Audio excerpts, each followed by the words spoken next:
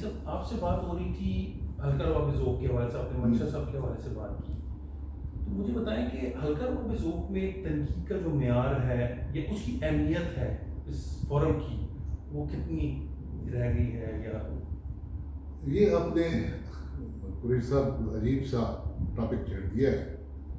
ہمارے ہاں یہ جو ادبی میں ہلکا رباب ذوق سے ہٹ کر بھی بات کر رہا ہوں. ٹھیک ہے. ہمارے ہاں یہ جو ادبی تنقیدی نشستیں ہوتی ہیں نا، انہوں نے بھی ہمارے ہاں ادب کو برباد کرنے میں بہت بڑا کام کیا. ان کا بہت بڑا ہاتھ ہے. آپ دیکھیں کہ جتنے بڑے لکھنے والے تھے، جو جینون رائٹر تھے، جو صدیاں گزرنے کے باوجود آج بھی پڑھے جا رہے ہیں، وہ کسی حلقے یا کسی مجلس میں نہیں بیٹھا کرتے تھے، نہ وہ وہاں پڑھ کے سنایا کرتے تھے. اور اسی طرح یہ جو لوگ حلقوں سے یا مجلسوں سے یا تنقیدی نشستوں سے نکلتے ہیں، وہ اپنا سب کچھ گنوا کے نکلتے ہیں. میں نے یہ جو بات کی ہے بہت زیادہ احتیاط کے ساتھ کی ہے. گنوا کے نکلتے ہیں، ذمہ داری سے کی ہے. اور گنوا کے کیسے نکلتے ہیں؟ ہوتا کیا ہے کہ اگر میرا کوئی سماجی رتبہ ہے یا میں ٹھیک ٹھاک ہوں، میری کوئی جو پرسن آف انفلوئنس ہوں، میں وہاں پر بکواس بھی کروں گا بیٹھ کر. واہ واہ واہ واہ واہ، یہ کیا، سبحان اللہ جی کیا بات کر دی. اور اگر میرے پاس پہننے کو ویسٹ کوٹ نہیں ہے، میری جیب خالی ہے، میں چائے بھی نہیں کسی کو پلا سکتا، تو میں اگر اعلیٰ چیز دیکھ کر، اعلیٰ تخلیقی چیز دیکھ کر، نظم ہے، افسانہ ہے، کوئی بھی چیز دیکھ کر گیا ہوں، تو میری وہ درگت بنی ہے وہاں پر. وہ درگت بنی ہے کہ جناب انہوں نے، کہ میں نے توبہ کر لی. فرض کریں میں سیدھا استعمال کر رہا ہوں مثال کے لیے، تو آدمی توبہ کر لیتا ہے.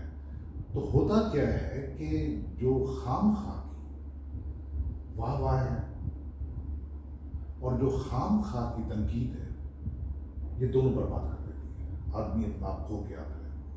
میں اچھا لکھنے والا نہیں ہوں، لیکن مجھے پیٹ کر دیا گیا بہت اچھا لکھنے والا ہوں، واہ واہ کر کے کہ میری جیب میں 4 پیسے ہیں، میں انفلوئنس ہوں، میں کسی منصب پہ بیٹھا ہوں. اور میں کسی منصب پہ نہیں ہوں تو مجھے رگیدا جائے، میرے کپڑے تک پھاڑ دیے جائیں.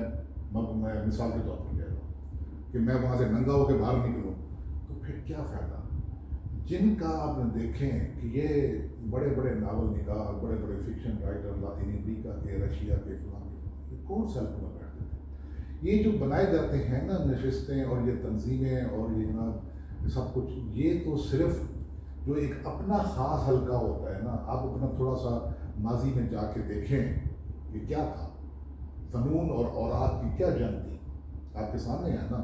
ایک طرف قاسمی صاحب تھے، ایک طرف وزیر اعلیٰ صاحب تھے. قاسمی صاحب کے گرد بھی ایک ٹولہ بنا ہوا تھا، آغا صاحب کے گرد بھی ایک ٹولہ بنا ہوا تھا، اور سب وہاں سے وہ اپنی طاقت جنریٹ کرتے تھے. اور رتبہ وہ وہاں چھپ رہا ہے، جو وہاں چھپ رہا ہے وہ یہاں نہیں چھپ سکتا، جو یہاں چھپ رہا ہے وہ وہاں نہیں چھپ سکتا. یہ کیا بات ہے؟ تو جو جینون رائٹر ہے اسے بیٹھ کے لکھتے رہنا چاہیے. لکھیں، اپنا کام کرے، اور کوئی پبلشر چھاپتا ہے تو چھپنے کے لیے دے دیں 1.5 سال. اس کے علاوہ میں یہاں پر ایک اور بات بھی کہنا چاہوں گا، مجھے کہیں بھول نہ جائے، کہ کچھ لوگوں نے، اور خاص طور پر یہ چلا آ رہا تھا کہ لوگ یہ آس لگا لیتے ہیں کہ اگر وہ کچھ لکھ رہے ہیں تو وہ حکومت پہ احسان کر رہے ہیں. حکومت لکھنے والوں کی سرپرستی کرے. حکومت کیوں کرے؟ پہلے ہوتے تھے دربار. آپ بادشاہ کا قصیدہ کہہ رہے ہیں تو بادشاہ آپ کو عطا کر رہے ہیں. پھر وہ دربار چھوٹے چھوٹے راجواڑوں میں بٹ گئے، اور وہاں بیٹھ کے پھر وہاں پر آپ دیکھتے تھے کہ جہاں دربار ہوتا تھا سب وہاں شاعر بھی پہنچے ہوئے ہیں، وہاں ماہر نجوم بھی پہنچے ہوئے ہیں، وہاں موسیقار بھی پہنچے ہوئے ہیں، تمام مقابل فکر کے لوگ سب وہاں پہنچے ہوئے ہیں، اور وہاں بیٹھے ہوئے ہیں کہ جناب سرکار سے کچھ عطا ہو، کوئی وظیفہ جاری. تو سرکار سے عطا کا وہی سلسلہ اب تک چلا آ رہا ہے کہ وہ لوگ کہتے ہیں کہ جو ہم جو لکھتے ہیں یہ لکھتے ہیں سرکار پہ احسان کر کے. سرکار پہ احسان آپ اپنے لیے لکھتے ہیں. میں لکھتا ہوں اپنی تسکین کے لیے لکھتا ہوں. اگر وہ میرے لکھے ہوا جو حرف ہیں، میرے لکھے ہوئے حروف ہیں، اگر وہ کسی پبلشر کو پسند آ جاتے ہیں، وہ چھاپ دیتا ہے، اس کی کتاب بک جاتی ہے، اور کوئی مجھے بھی کہہ دیتا ہے جناب آپ کا وہ فلاں پڑھا، کوئی کسی نے کہا اچھا تھا، کسی نے کہا برا تھا، تو ایک بات چلی جاتی ہے. اور دوسرا یہ جو ہے نا تنقیدی نشستوں میں جو کہا جاتا ہے کہ میں جو تنقید کی جا رہی ہے میں ان کے مطابق لکھوں، بھئی میں ان کے مطابق کیوں لکھوں؟ میرا اپنا نظریہ اچھا ہے. دیکھیں نا میری انفرادیت کیا ہے، یہ جو استادی شاگردی ہوتی ہے نا وہ یہی دیتی ہے. اب دیکھیں میں نے ہمیشہ یہ کہا ہے کہ جو ہمارے سے بعد کی نسل ہے نا وہ مجھ سے اتنے سال ہی جتنے بعد وہ نسل آئی ہے اتنے سال ہی مجھ سے بہتر سوچنے والی ہے، وہ بہتر صلاحیتوں کی مالک ہے، اس کا بہتر ذہنی قوتیں اس کے پاس، وہ بہتر تخلیقی قوتیں رکھتی ہے. فرض کریں کوئی مجھ سے 20 سال پیدا ہوا ہے نا بعد میں، تو وہ مجھ سے 20 سال عرفہ ہے، وہ کمتر نہیں ہے. اب اس کی جو نئی سوچ ہے وہ لکھتا ہے ایک غزل اور وہ لے جاتا ہے کسی 70 سال کے بابے کے پاس کہ بابا دیکھیں اس کی درستی کریں، وہ تو اسے اپنے پیمانے پہ پرکھے گا نا، یوں کاٹ وانٹ کے. بھئی وہ 70 سال بعد کی لکھی ہوئی چیز کو وہ 70 سال پہلے لے جائے گا. یہی وجہ تھی کہ ہمارے ہاں ادب پہ جمود طاری اور وہ جگالی اور قوالی کیے جا رہے چیزوں کی. جیسے قوال ایک ہی فکرہ دہراتا رہتا ہے، نئی چیز سامنے نہیں آ پاتی. پھر وہ جو اوپر بیٹھے ہوئے وہ نئی چیز آنے نہیں دیں گے نا، نیا ماڈل، نئی ورژن، نئی خوشبو نہیں آتی. وہ نہیں آنے دیتے نا. یہ استادی شاگردی اور یہ جو تنقیدی نشست ہیں. بھئی اگر آپ اتنا اچھا لکھنے والے ہو، آپ سگریٹ پی رہے ہو، چائے کے بکش اور چائے کی پیالی پہ آپ زمین آسمان ایک کی جا رہے ہو، تو ایک پیراگراف لکھ کے لاؤ نا، تو آپ کی پھر دیکھتے ہیں کہ آپ کی کتنے بھاؤ پڑتی ہے اور کتنے میں آپ کا کام ہوتا ہے. تو یہ لوگ جو ہیں تنقید کرنا بڑا آسان ہے. فرض کریں میں نے کوئی کہانی لکھی، کوئی ناول لکھا، اچھا جی آپ نے اس کا جو اینڈ تھا وہ بہتر نہیں کیا، اینڈ اس کا یوں ہونا چاہیے تھا. بھئی میں نے لکھا ہے، اگر آپ کو پسند نہیں ہے آپ اسی اینڈ والی چیز آپ لکھ دیں، میری کتاب پہ لعنت بھیجیں، آپ نہ پڑھیں اس کو. میں نے کہا ہے کہ پڑھیں اس کو. تو یہ چیزیں برباد کر دیتی ہیں، نئی چیز سامنے نہیں آنے دیتی.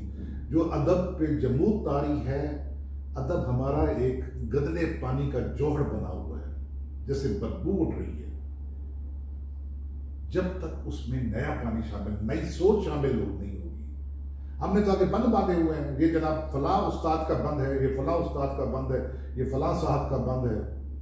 تو بند ٹوٹیں گے تو نیا پانی آئے گا، نئی خوشبو آئے گی، تازہ پانی، تازی ہوا آئے گی. ہم نے روشن دان بند کر رکھے، کہیں سے کوئی نیا خیال آنے ہی نہ پائے، روایت سے جڑا ہوا نہ ہو تو پھر.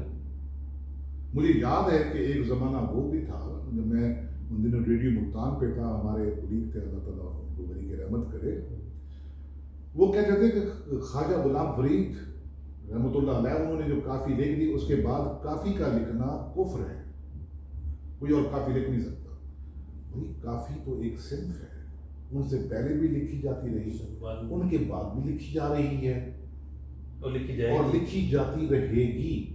ہر دور کا اپنا ایک المیہ ہے، ہر دور کے اپنے دکھ ہیں، ہر دور کے اپنے سکھ ہیں، ہر دور کے تقاضے ہیں. اور کافی میں اتنی وسعت ہے، کافی کو میں نے اس خطے کی جو موجودہ پاکستان ہے اس کی میں نے پیرلل ہسٹری قرار دیا ہے، جو میری کتاب ہے کافی کلام پر. بہت اکنالج ہوئی، بڑی تحقیق میں نے کی تھی اور کہ یہ کافی ہے کیا. اور کافی کی 1000 سال کی تاریخ پہ وہ الحمدللہ کہ بڑی ہی مستند کتاب گردانی گئی ہے، اور اسے نیشنل بک فاؤنڈیشن نے بھی اس کو شائع کیا ہوا ہے. اس میں نے یہی قرار دیا ہے کہ ایک وہ تاریخ تھی مین اسٹریم ہسٹری جسے ہم کہتے ہیں، جو بادشاہ اپنے حواری مورخین سے لکھواتے ہیں، اور ایک وہ تاریخ ہوتی ہے جو صوفی کی کٹیا میں کسی غریب شاعر کے پاس وہ لکھتا ہے، وہ عوام کا حال لکھتا ہے، وہ عوام کی بات بتاتے ہیں. اور آپ نے کسی خاص عہد کو جاننا ہو کہ فلاں بادشاہ کے عہد میں عام لوگوں کا حال کیا تھا، تو آپ کو کافی کلام میں جھانکنا پڑتا ہے. ورنہ جو ہماری مین اسٹریم ہسٹری ہے وہ تو یہ بتاتی ہے کہ فلاں یہ جو بادشاہ تھا فلاں سن میں پیدا ہوا، اس نے اتنے بھائیوں کو مارا، اپنے باپ کو مارا، اتنے قتل کیے، اتنے حملے کیے، خلق خدا کو برباد کیا، اور آخر میں خود مارا گیا، اور اتنے حرم میں اور اتنی اس نے عورتیں اپنے حرم میں رکھی، اور فلاں کی چینی اور فلاں کی ڈائی اور یہ کیا. تو یہ جو کچھ تھا نا اس چیز نے برباد کیا ہے ہمارے. تو تو یہ آپ نے بات کی تھی تنقیدی نشستوں سے، تو آپ لکھیں، نئی بات سامنے آنے دیں. یہ جو سگریٹ کا کش لگا کر چائے کا سپ لیتے ہوئے بات کرنے والے ہوتے ہیں نا جی، میری ان سے درخواست ہے کہ وہ خود لکھ لیا کریں، کسی اور کو یہ نہ کہا کریں کہ جناب آپ نے کیا لکھا ہے. اچھا وہ تو یہ کہتے ہیں جی حوالہ بھی ان کا بڑا مضبوط ہے. وہ کہتے ہیں دیکھیں عزرا پاؤنڈ اور ٹی ایس ایلیٹ نے نظم کی تو انہوں نے جو ہے اس کی دیکھیں نا جی، ایزرا پاؤنڈ اور ٹی ایس ایلیٹ نے اپنے دور میں لکھی.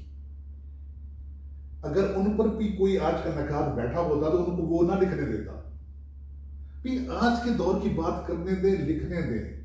کوئی جو فریم ہوتی ہے چیزوں کی، وہ لازم نہیں ہوتی ہے کہ وہ فریم صدیوں تک چلے. یہ فریمیں جو بنائی جاتی ہیں یہ ٹوٹنے کے لیے بنائی جاتی ہیں.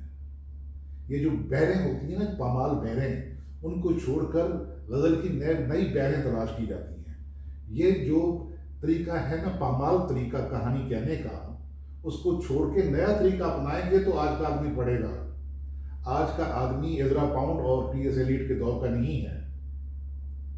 آج کا آدمی جس نے اس گزشتہ، آپ دیکھیں صرف 20 سال پہلے جان کے دیکھیں، جو موبائل فون آپ کے ہاتھ میں ہے اور جو موبائل فون اس وقت جو ریکارڈنگ کر رہے ہیں آپ کی، کہ اس میں کیمرہ بھی ہے، اس میں کنیکٹیوٹی بھی ہے، اس میں واٹس ایپ بھی ہے. کیا نہیں ہے یہ بتائیں، کیا نہیں.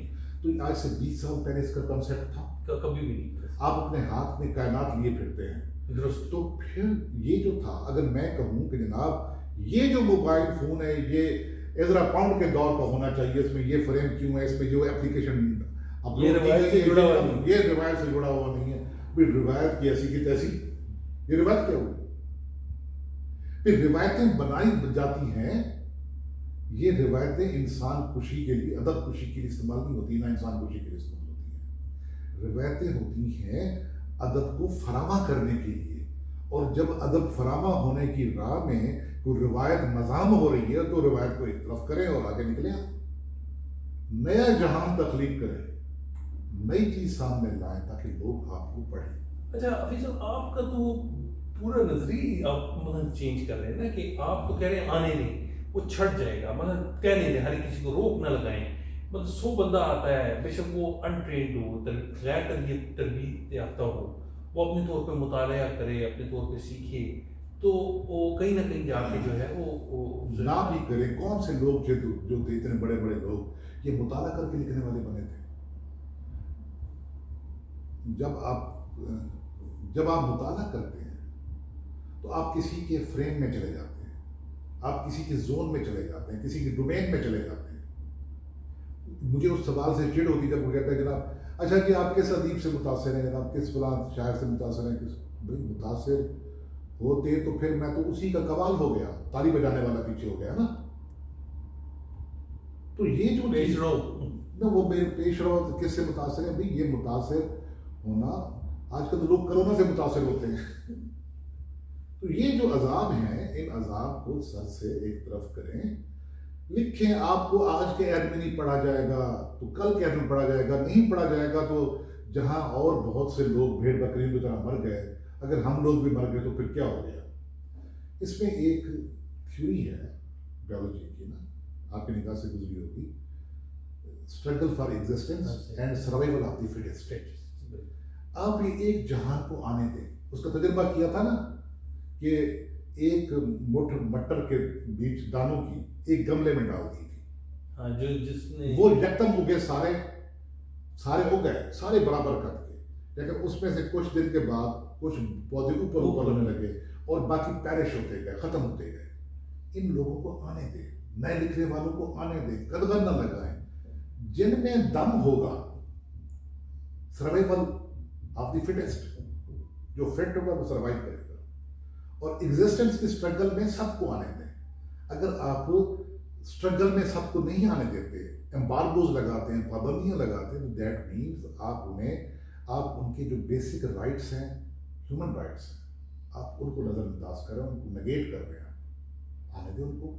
اگر ان میں دم ہوگا اوپر چڑھیں گے، چمک بن کر چمکیں گے، نہیں تو ختم. لیکن سر وہ یہ کہتے ہیں کہ آپ میں اسپورٹس مین اسپرٹ بھی ہونا چاہیے. میں آپ کی 2 چیزوں پہ تنقید کرتا ہوں، لیکن تیسری پہ میں تعریف بھی کرتا ہوں تو آپ کو یہ برداشت کرنا چاہیے، اس کو امپروو کرنا چاہیے، اور ایک نہیں، دو نہیں، تین نہیں، چوتھی پانچویں دفعہ جو ہے. میری اب سنیں نا، یہ امپرومنٹ کیا ہوتی ہے؟ فرض کریں میں ایک آرٹسٹ ہوں، تصویر بناتا ہوں، میں نے ایک پینٹنگ بنا لی ہے، 10 لوگ دیکھنے والے آئیں گے، 10 کی اپنی اپنی اوپینین ہوگی، تو میں کیا اس کو 10 کے مطابق بناؤں یا اپنے مطابق بناؤں؟ تخلیق اپنے مطابق. تخلیق کبھی امپروو نہیں ہوتی. تخلیق ہوتی جو اوریجنلٹی آپ کے مائنڈ میں ہے. اگر تخلیق امپروو کرنے کے لیے ہوتی اور تخلیق کسی چیز کو کر کے ہونے والی ہوتی نا، نہ یہ انوینشنز ہوتی، نہ ایجادات ہوتی، اور ابھی تک ہم غاروں میں رہ رہے ہوتے. انسان ہمیشہ جو نئی بات کرتا ہے وہ کریز سے نکل کے کھیل کے کرتا ہے، وہ فریم توڑ کے کرتا ہے، ایگریسو ہو جاتا ہے. اگریسو نہیں ہوتا، وہ اس کے اندر کچھ کام کرنے کا جو جذبہ لوگوں سے ہٹ کے ہوتا ہے، یونیک ایکسکلوسیو. دیکھیں نا کتنے لوگ تھے جو نیوٹن کے عہد میں زندہ تھے، ہاں وہ نیوٹن بنے؟ نہیں. کتنے لوگ تھے جو ایڈیسن کے دور میں تھے جس نے بلب ایجاد کیا، اور اس کے قریب بھی تھی، وہ انہوں نے بلب ایجاد کیا. کتنے لوگ تھے جو گرام بیل کے دور میں تھے جنہوں نے فون کیا. کتنے لوگ تھے جو مارکونی جنہوں نے ریڈیو بنایا، اس کے دور میں تھے تو انہوں نے وہ ریڈیو بنایا، یا اس سے قریب بھی کوئی چیز بنائی. کتنے لوگ تھے جو رائٹ بردرز کے دور میں زندہ تھے، انہوں نے جہاز بنایا. ان پر بھی یہی تنقید ہوتی تھی کہ ان کو استاد نہیں، یہ بے استادے ہیں، یہ فلاں ہیں، یہ ڈمکانے ہیں. تو بھائی اگر کوئی بے استادہ ہے تو پھر آنے دیں یار، اگر آپ کے کانوں کو بھلا لگتا ہے اس کو سننا، ہاں وہ اپریشیٹ کریں. اور یہ جو کہتے ہیں نا کہ جناب نقاد تنقید امپروومنٹ لاتی ہے، تو بھائی تنقید آپ کو امپروو کرنے کی بجائے ان کے برابر لے جاتی ہے جو آپ پہ تنقید کر رہے ہیں. فرض کریں میں نے ایک ڈش بنائی ہے، میں نے اس میں نوبلٹی کی ہے کہ میں نے جو آلو گوشت بنایا ہے میں نے اس طور پہ صرف نہیں بنایا جس طور پہ باقی لوگ بنا رہے ہیں. اب وہ آلو گوشت کا جو ٹیسٹ ہے اس میں میں نے مسالے کوئی مختلف ڈالے ہیں. اب جو کھانے والے کہتے ہیں کہ جناب اس میں امپروومنٹ ہونی چاہیے، اس میں فلاں چیز ہونی چاہیے، فلاں چیز ہونی چاہیے. پھر وہ چیز نہیں بھائی اگر میں شیف ہوں کسی ہوٹل کا اور میں ہوٹل میں گاہکوں کی خوشنودی کے لیے کر رہا ہوں پھر تو ٹھیک ہے. اگر میں اپنے لیے، اگر اس کو آج 2 لوگوں نے پسند کیا تو کل 10 لوگ پسند کریں گے اس کو. تو یہ جو معاملات ہوتے ہیں کہ یہ جو اچھا جی وہ امپروو کر رہے ہیں، یہ سارے کے سارے حربے وہاں آزمائے جاتے ہیں جہاں بندہ لکھنے والا ماڑا سا ہو، ماڑکو. پیٹھ پیچھے کسی کے بیٹھ کے غیبت کرنا، اس پہ جناب علی بھپتیاں کسنی بڑا آسان ہوتا ہے. جو کام وہ کر رہا ہے آپ میں دم ہے تو وہ ویسا کام کر کے دکھائیں. آپ مجھے بتائیں کہ جو ادبی نشستوں میں بیٹھے ہوئے لوگ ہوتے ہیں، فرض کریں ایک آدمی اپنی کہانی لے کر آیا ہے یا غزل لے کر آیا ہے، کتنے لوگ ہوتے ہیں جو اس قسم کی غزل کہہ سکتے ہو؟ نہیں کہہ سکتے. پہلے آپ اس قسم کا کہہ کر لائیں. ایک جو آدمی آپ کی پٹی ہوئی جو لکیر ہے اس پہ نہیں چل رہا، وہ یوں کر کے چل رہا ہے، آپ اسے چلنے نہیں دے رہے. آپ کہتے ہیں یہ ہماری لکیر پہ آئے، ہمارا فالوور بنے. نہیں تو جناب یہ فلاں کی روایت سے کٹ گیا، فلاں کی روایت سے کٹ گیا، پھر فلاں کی روایت سے کٹ گیا. اگر وہی صاحبان ہوتے، دیکھیں آپ ولی دکنی سے لے کر آج کے عہد تک، ظفر اقبال صاحب کے عہد تک دیکھیں، تو ظفر اقبال صاحب کے عہد تک جب آپ دیکھتے ہیں تو آپ کو کتنے شاعر نظر آتے ہیں جنہوں نے مختلف کہا تو اوپر آئے. وہ لاکھوں شاعر کہاں گئے، کروڑوں کہاں گئے، ان کا نام نشان ہی نہیں. فراز نے کچھ الگ سے کہا نا. اگر جو فراز تھے ان کی پیروی کرتے روایات جو اوپر کھڑی ہیں تو فراز کہاں پہ ہوتے؟ اب ابھی جو لوگ ہمارے ہیں، ابھی ہمارے ایک سرائکی نوجوان شاعر ہیں ظہیر احمد مہاروی، انہوں نے غزل کہی ہے سرائکی میں، اور بہت پاپولر ہو رہی ہے. وہ گھر بن گیا نہیں جیا جیا جیا نہیں بہت پاپولر ہو رہی ہے. تو اس میں جو ہمارے دوسرے سرائکی پرانے شعراء ہیں بہت اعتراض کر رہے ہیں، جناب اس نے جو غزل کا مزاج ہی بگاڑ دیا ہے، فلاں کر دیا ہے. بھائی اس کے لوگ پیچھے پڑے ہوئے ہیں، لوگ اس پہ مست ہو کے ناچتے ہیں، لوگ وہ تقیہ کلام لوگوں کا بن گیا ہے. ایک ایک آدمی کی زبان پہ وہ غزل ہے. کیونکہ آپ کی کوئی چیز لوگوں کی زبان پہ نہیں ہے تو آپ کہتے ہیں کہ اس نے غزل کا کباڑہ کر دیا ہے. بھئی اگر کوئی نئی چیز بنانا کباڑہ کرنا ہے تو کباڑہ ہونے دیں. اگر دیکھیں نئی چیز اس طرح ہے، دیکھیں نا فرض کریں ابھی ہم بیٹھے ہوئے یہ اپارٹمنٹ میں، پہلے لوگ کہاں رہتے تھے، وہ جو چھتیں بنا کر وہ اس کی لکڑی کی یا اس پہ وہ جو جھاڑ پھونک ڈال کے جھوپڑیاں بنی ہوتی تھیں، پھر وہ گھر بنے، بینگلو بنے، اب پھر اپارٹمنٹ ڈیونگ آ گئی. اگر کوئی کہے جناب یہ اپارٹمنٹ جو بنے ہیں یہ روایت سے جڑے ہوئے نہیں ہیں، تو جناب ٹھیک ہے، تو اسی جگہ ہم بیٹھے گھاس کھا رہے ہوتے ہیں. درست آپ کہتے ہیں کہ وقت کے ساتھ ساتھ چیزیں جو آنے دیں، سب لوگوں کو آنے دیں. کسی پر غلط تنقید، اب بے جا تنقید کی بات. اور یہ جو نشستیں ہیں نا، اس نشستوں کا کوئی فائدہ نہیں. نشستیں یہ بنائی جاتی گروہ بندی کے لیے. اس گروہ میں کتنے لوگ ہیں چتراہٹ کیا کر رہے ہیں. لیکن ہلکا رباب ذوق تو کسی کی چتراہٹ نہ اچھے اچھے لوگ آتے رہتے ہیں. میں ہلکا رباب ذوق کی بات نہیں کر رہا، میں اوور آل بات کر رہا ہوں. ہاں وہ تو گروپس ہیں نا سر، وہ یہ ساری چیزیں. ایک حلبہ رباب اسلام آباد میں ہے، ایک حلبہ رباب راولپنڈی میں بنا ہوا ہے. اس کے علاوہ دیکھیں کتنی تنظیمیں بنی ہوئی ہیں. چار لوگ بیٹھے ہوتے ہیں، اپنی چائے کی پیالی، اپنا سگریٹ ہوتا ہے اور بیٹھے ہوتے ہیں، اور شام گزر جاتی ہے. تو یہ سارا کچھ شاعری کے لیے تو بہت آسان ہے کرنے کے لیے، لیکن یہ نثر لکھنے کے لیے نہیں ہو سکتا کہ آپ سارا دن کہیں خرچ کر دیں اور پھر نثر پہ لکھیں. اور پھر وہ جو ہے نا، اس پھر آپ سے یہ بھی ایکسپیکٹیشن مجھے کہ کوئی کمال کام کی آپ نہیں ایکسپیکٹیشن کیا. یہ میں اسے کہتا ہوں کہ وہ کہتے نہیں، لکھنے والے سے ایکسپیکٹیشن کیسی بھائی؟ آپ اس نے آپ سے قرضہ لیا ہوا ہے کوئی کہ وہ آپ کے مطابق لکھے. یہ لفظ، یہ جملہ بولا جاتا ہے کہ اتنی حفیظ صاحب سے یہ ایکسپیکٹیشن بھلے سے نہ کرے. ایکسپیکٹیشن بھی کس نے کہا ہے کہ آپ آئی تھنک اس کا اگلا جملہ بھی کہ جی نہیں بہت زیادہ تنقید ہو گئی ہے آپ کے کام کے اوپر، مثال آگے سے نہیں تو کیا ایک قاری کی حیثیت سے ہم ان کی امپرومنٹ کی بھی اتنا کریں کہ جی وہ اس اسکیل پہ ہیں تو ہم نہ ہی کریں کہ وہ اچھا لکھ سکتے ہیں. میری بات سنیں، کس نے کہا ہے کہ آپ مجھے پڑھیں؟ لیکن کس نے کہا ہے کہ آپ مجھے پڑھیں؟ نہ پڑھیں. اگر میں آپ کی توقع میں پورا نہیں اترتا تو بھاڑ میں جو کہ میری کتاب کو آگ میں ڈالیں، نہ پڑھیں. یہ جو ہوتا ہے نا، اچھی بات ہے. جو قاری، جو لکھنے والا ہے نا اس نے لکھنا ہے. قاری سے قاری سے لکھنے والے نے کوئی پیسے نہیں لیے ہوتے. دیکھیں نا، میں ایک پلمبر بلاتا ہوں، پلمبر کو میں نے پے کرنا ہے. پلمبر اپنا کام کرتا ہے، میں نے کہا یار تم میری توقعات میں پورے نہیں اترے. کوئی لکھنے والا کوئی پلمبر مستری تھوڑا نا ہو جاتا ہے. کوئی لکھنے والا تو اپنے ذہن کی تسکین کے لیے لکھ رہا ہے. تو سر یہ بھی آ جاتا ہے نا یہ سوال جو آپ کہہ رہے ہیں کہ جی یہ ہمارے ہاں جو مطلب یہ ایسے ہی ہے کہ لوگ لکھ کے پھر چھپواتے بھی ہیں، پھر تنظیمیں بھی، پھر وہ کہتے ہیں یار تمہیں شہرت کا شوق ہے کہ تم چاہتے ہو کہ جی لوگوں کے سامنے تم آئی پتہ چلے یہ بہت بڑا شاعر ہے اور میرے سامنے. دیکھیں اگر کوئی ایسی بات اگر 60-70 ہزار روپے خرچ کر کے اپنی شاعری کی کتاب پر بھیجتا ہے تو یہ وہ لوگ بات کرتے ہیں خود نمایاں شہرت والی کہ جن کے پاس 60-70 ہزار روپے نہیں ہوتے اپنی کتاب چھپوانے کے. اگر کوئی اپنے پیسے خرچ کر کے اپنا تماشا آپ کو بلا بھی رہا ہے، چائے بھی پلا رہا ہے اور آپ کو کھانا بھی کھلا رہا ہے، عزت بھی دے رہا ہے، تو آپ کا کیا جاتا ہے آپ کھائیں پیئیں مزے کریں. اپرچونیٹی ہے اس کو. اگر کوئی اس طریقے سے کھلا پلا کے مشہور ہوتا ہے تو اسے ہونے دیں مشہور. تو یہ چیزیں ہیں کہ توقعات میں پورا نہیں اترا.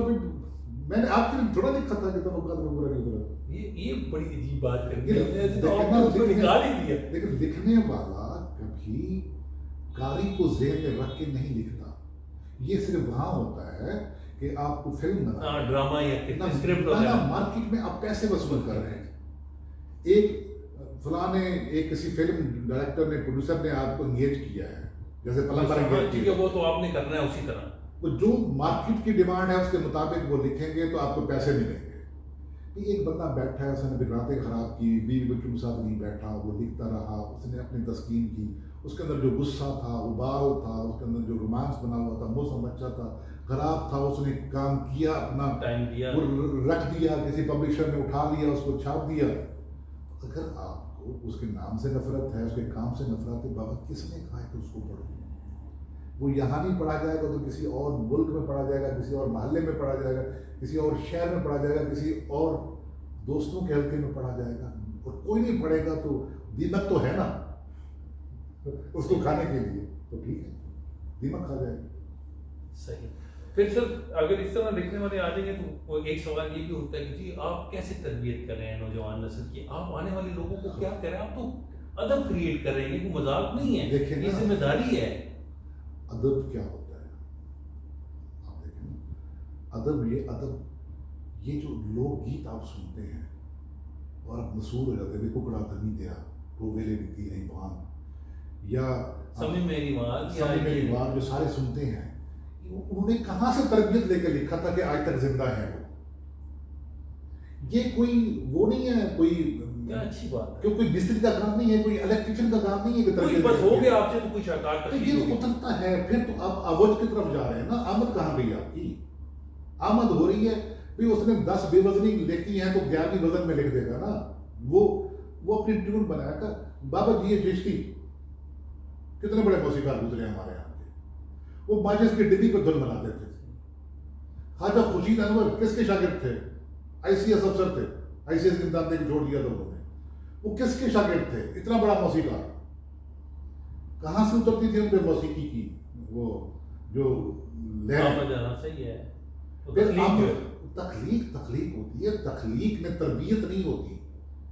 وہ اپنا راستہ عورت بچہ جنم دیتی ہے تخلیق کرتی ہے. کس سے تربیت لے کے بچہ جنمتی ہے؟ وہ جنگل میں چھوڑ دیں بچہ وہاں بھی جنا جائے گا اور ادھر شفا ہسپتال میں بھی بچہ جنا جائے گا.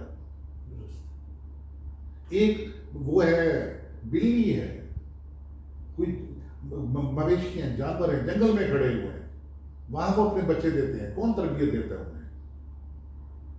تخلیق میں تربیت نہیں ہوتی. جب مادہ اور نر ملتے ہیں آپس میں وہ کون تربیت دیتا ہے؟ یہ وہ باتیں ہیں جو اوپر سے اترتی ہیں آپ کے ذہن میں.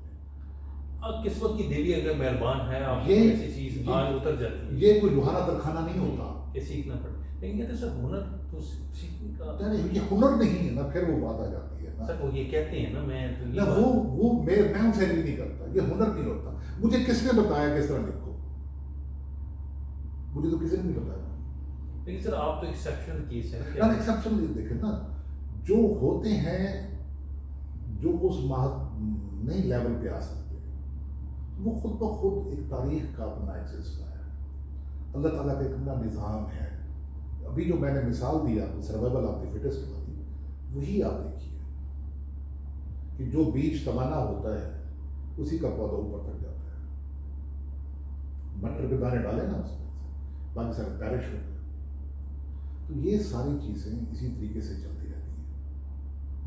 اگر آپ یہ کہیں گے کہ اس کا بھی ہنر ہو تو ہنر اس کا تو کم از کم ہے. تو طبلہ بجانا بھی میں نے دیکھے ہیں, ہارمونی بجانے والے بھی ایسے لوگ دیکھے ہیں کسی نے نہیں سکھایا. ایسا طبلہ بجاتے ہیں کمال ہوتی ہے. جو سیکھ کے کرتے ہیں وہ آورد ہوتا ہے. وہ کسی کے شاگرد ہوتے ہیں جسے کہتے ہیں ڈنڈا بند شاگرد. ایک وہ ہوتے ہیں دو کیٹیگریز جن پہ اللہ مہربان ہے. وہ لیکن ادب میں نہیں آ سکتا. میں کسی سے پوچھ کر لکھوں کہ جناب ذرا مجھے بتائیے کہ میں اس موضوع پہ لکھ لیں میں لکھوں نہیں, اور کوئی کسی سے نہیں لکھ سکتا نا. ایکسپیکٹیشن ہے. پھر وہی ہوتا ہے نا. پھر وہ قوال اور دوسرے ہم نوا جو ہم نوا والی بات ہو جاتی ہے. سولو گائکی والی بات نہیں رہ جاتی. اچھا سر یہ تحقیق کے حوالے سے آپ کا کافی کام ہوا ہے اس حوالے سے بتائیں. اب میں تو کیمرے کو ادھر سے سامنے کر